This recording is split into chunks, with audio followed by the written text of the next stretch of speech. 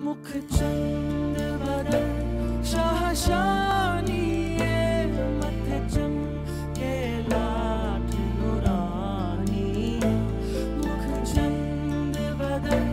بسم اللہ الرحمن الرحیم. تکبر ایک بہت بڑی اخلاقی برائی ہے. معلوم تاریخ کا پہلا سب سے بڑا متکبر جس نے تکبر کیا وہ شیطان ہے، جس نے سیدنا آدم علیہ نبینا علیہ السلام کو حقیر سمجھ کر سجدہ کرنے سے انکار کر دیا تھا. قرآن مجید نے اس کے انکار کو تکبر اور ناشکرے پن سے تعبیر فرمایا ہے.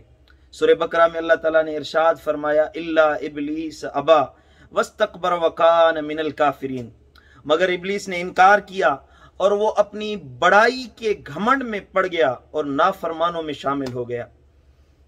تکبر اور ناشکراپن دونوں لازم اور ملزوم چیزیں ہیں.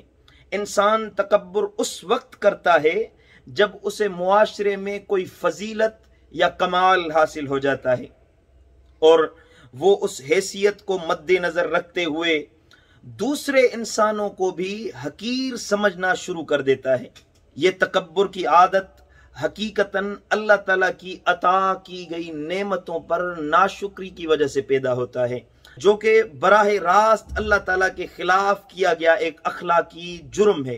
سمجھنا چاہیے کہ اس دنیا میں ہر انسان چاہے جو بھی ہو وہ محروم مطلق پیدا کیا گیا ہے. انسان دنیا میں اس کے پاس جو کچھ بھی ہے حقیقت میں انسان اس کا حقیقی مالک نہیں ہے.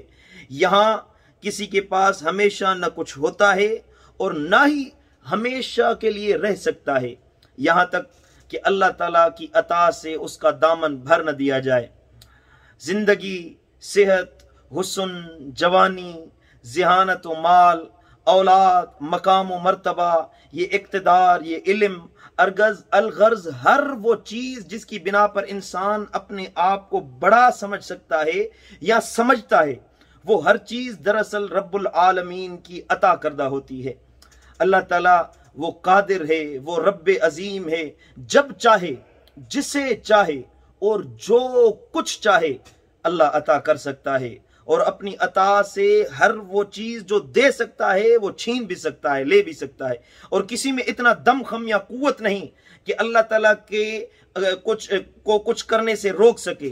اس حقیقت کے باوجود جب انسان دوسروں کو حقیر سمجھنے کی کوشش کرتا ہے تو وہ دراصل سب سے پہلے اللہ تعالیٰ کے انعام کو بھولنے کی کوشش کر رہا ہوتا ہے. وہ انسان وہ عطا کو عطا سمجھنے کے بجائے اپنی محنت کا نتیجہ یا اپنی پیدائشی حق سمجھنے لگتا ہے. حالانکہ اس دنیا میں اگر کوئی ہے جو اپنی ذات میں بذات خود ہمیشہ قائم ہے اور رہے گا اور بذات خود زندہ ہے تو وہ اور کوئی نہیں سوائے میرے اللہ کے.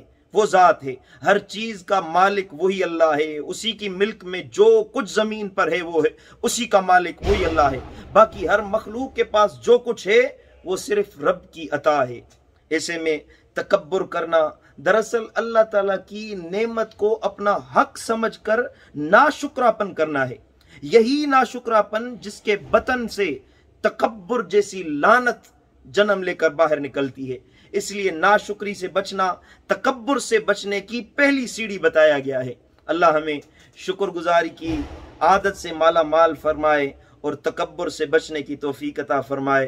السلام علیکم ورحمۃ اللہ وبرکاتہ. علی زلفت یک مستانی مخمور اکھیں مد بھری